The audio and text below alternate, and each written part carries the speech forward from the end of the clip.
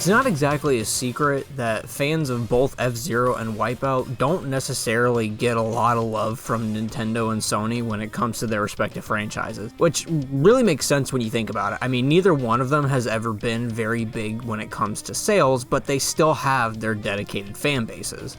Fortunately though, over the past few years, there have been lots of indie developers that have really taken up the mantle and created lots of really solid entries in the futuristic racing subgenre. In fact, if you can actually remember back to the beginning of my channel, I actually did a video about F-Zero likes, or games that take a lot of inspiration or thematic elements from F-Zero. At the time, that video received a lot of criticism, and probably some of it was really rightly deserved. I mean, it was one of my first videos, and I was still kind of finding my footing a little bit, but the main reason I caught a little bit of flack from that video was because while a lot of those games did have thematic elements similar to F-Zero, most people were pretty quick to note that a lot of them controlled very similarly to Wipeout. I mean, heck, I even actually talked about Wipeout in that video. And that really comes down to the main crux of the problem, right? A lot of these games are advertised as love letters to F-Zero and Wipeout, but in the end, they all really just kind of control like Wipeout, which if you've played both of those games, you know that the control schemes are very different for both. This is something that I talked about in that original video. I would describe Wipeout as more of like a realistic, slippy sort of control scheme, or as someone in the comments actually called it, like a wet soap mechanic, whereas F-Zero is like very tight, very split second, very responsive controls, and it's a very different experience between the two. For a while now, I've actually really wanted to redo that F-Zero likes video because a lot of people in the comments actually suggested a bunch of other games that I didn't even mention that would be good to check out, and because honestly, some of my opinions on a lot of those games have changed since then. And it was while I was researching these games, probably about a year ago, that I came across the Twitter account of Aaron McDevitt, an indie developer working on his own futuristic racing game, and right away, just by looking at the bits of development footage, I could tell like this guy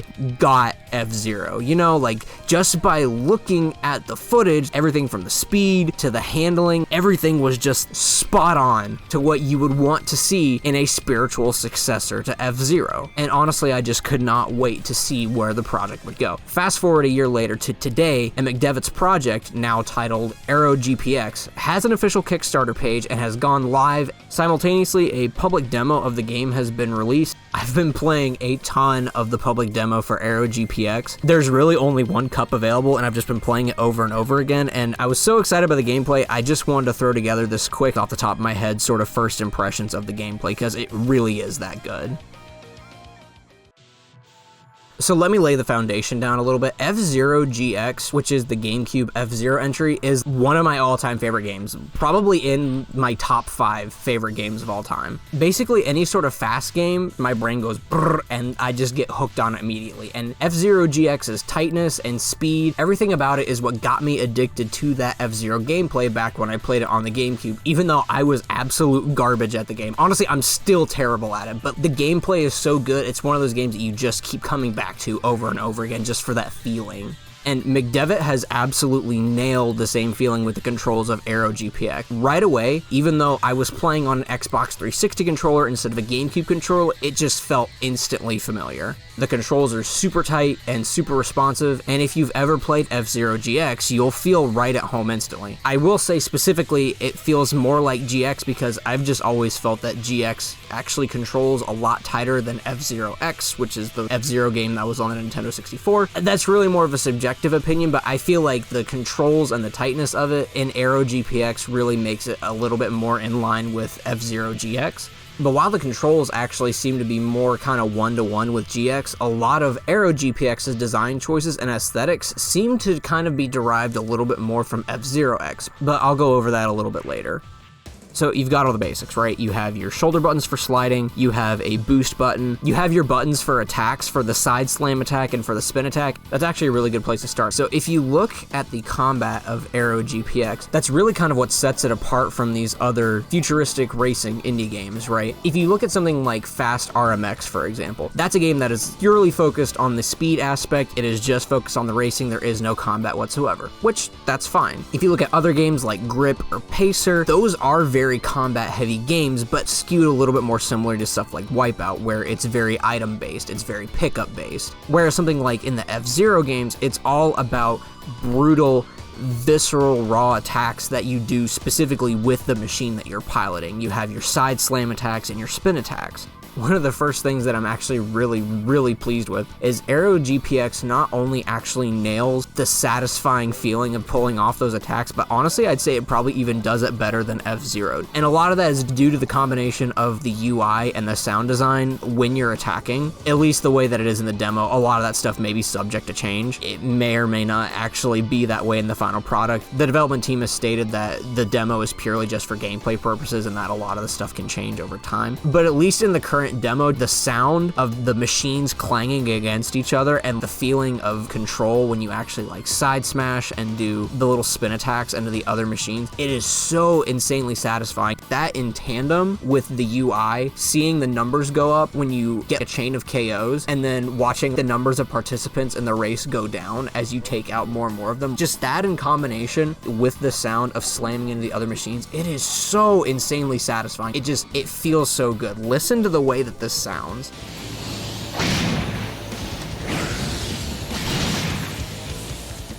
Aero GPX has a lot of other stuff in common with F-Zero as well. I mean, it definitely obviously pulls from those roots. You have stuff like the 30 machines racing simultaneously. You have in the Grand Prix mode, if you die or you run out of health, you have to start the entire race over. Those hallmarks of the general difficulty, the tightness of the controls, all that is still there. All that is very familiar. But if you were to call Aero GPX just an F-Zero clone or just kind of like a carbon copy of F-Zero, that's really doing it a big disservice.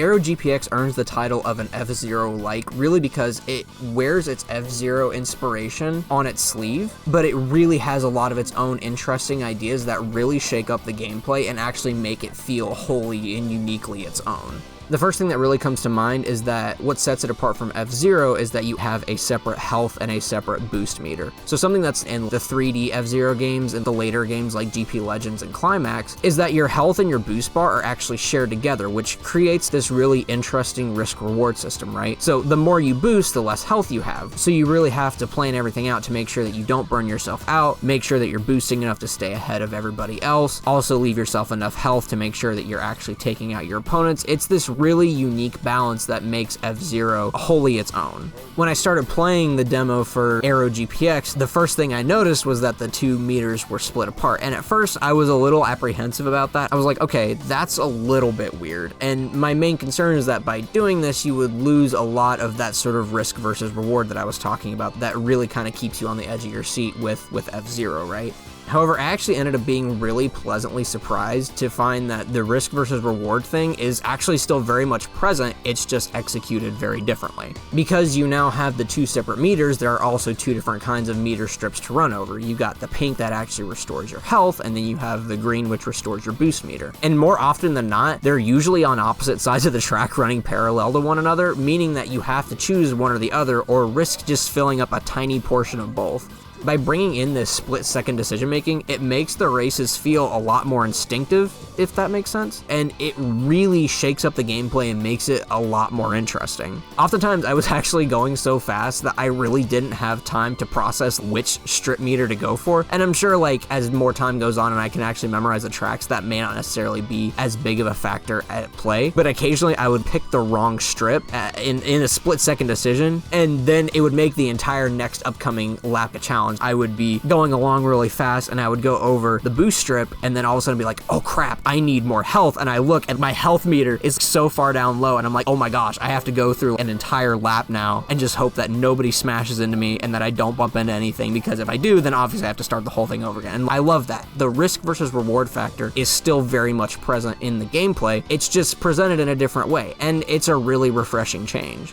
Something else that I was a little bit on the fence about while I was kind of following the development of the game over the past year is I noticed that they introduced these little aerial flight sections. So essentially there will be portions of the track where the track just ends and you have these giant wind tunnels, and essentially when you go into it, the controls kind of change to be more like Star Fox's all range mode, where you can actually pitch up and down and left and right, and it's kind of like a free flight mode. And initially I was worried that stuff like this would break up the speed, it would feel kind of gimmicky and not really work too well, but again, I was was really pleasantly surprised that it still feels very much like a part of the race and doesn't feel like it breaks up the flow of the gameplay at all. So while you're flying, you can still boost, you can still spin and dive into other players and still attack the other machines. It's really something that, again, feels unique and makes the gameplay feel wholly its own. And what's really fun is when you get to the end of a tunnel, you can do a little diving drill spin attack back onto the tracks, and it's really satisfying to pull off. It makes like this little sound effect. It's super duper cool.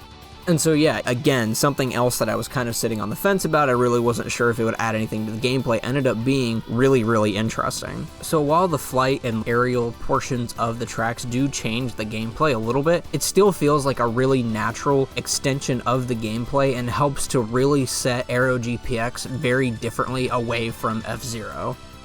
The last thing I did want to touch on just a little bit, I didn't want to spend a whole lot of time talking about the aesthetics and the design choices for Aero GPX, simply because everything is still pretty much subject to change. The purpose of the gameplay demo really was just to let people feel how the game plays, and I think that was a really important distinction. I mean, at the end of the day, what really sets Aero GPX apart from the other indie futuristic racing games right now is how tight and correct and accurate the controls feel to an F-Zero-like. However, I do feel that in its current state, it is worth mentioning that everything seems to be really drawing a lot of inspiration visually from F-Zero X. Everything from the comic book looking aesthetic to the way the tracks are designed, the soft shredding speed metal for the soundtrack. It's all a really nice throwback to F-Zero X, but honestly, I think the coolest thing that really takes the cake for me in terms of aesthetics is the cell shading cartoony look that they have on all the machines. The way that when you're going really fast, all the reflection effects and the boost effects and the way everything looks is just so poppy and so colorful, and it really makes this very unique presentation that it's very nostalgic for the days of the N64, but also is very sleek and very new, and it looks really, really great. So those are some of my brief ramblings about the Aero GPX demo. This is a little bit different from my normal content. This is a very unscripted sort of stream of conscious ramblings about this game, because honestly, I'm so crazy impressed with just this little tiny taste of what's already been presented that I am just absolutely ecstatic to see what the final product is. Because really, more than any other futuristic racing indie game right now, Aero GPX just scratches that itch and that need for a modern F-Zero that feels like its own unique thing while also paying respects to F-Zero's roots. I can't wait to get my hands on more of this game. I've already pledged on the Kickstarter, and I definitely recommend checking it out if you get a chance. It has a really cool vision for what the final product should be. There's some really cool concept artwork from the character designer Nori Miller, and there's some music samples from the musician Myrone. As always, it is a Kickstarter, so nothing is ever really guaranteed and nothing is set in stone, but Aero GPX has really just shown so much excellent promise already that I'm super excited to be supporting this game. There are some stretch goals that haven't been revealed yet at this time, so I'm really curious to see what those are. McDevitt has hinted at the possibility of a Switch port, which honestly, that would just be too perfect. A game like this really does need a home on a Nintendo console, but even if that doesn't happen, I'm still super stoked to eventually be able to play this on my PC and on my Steam Deck whenever the game is finally complete. Anyway, that's all for me. I will go ahead and I'll leave the links to the Steam demo and the Kickstarter in the description down below. If you're into futuristic racing games and F-Zero likes, you definitely need to check out the demo. If you have played the demo, let me know your thoughts down in the comments. Are you excited for Aero GPX? What did you think about the gameplay? As always, thanks for the love and the support, stay safe out there, and I'll see you next time.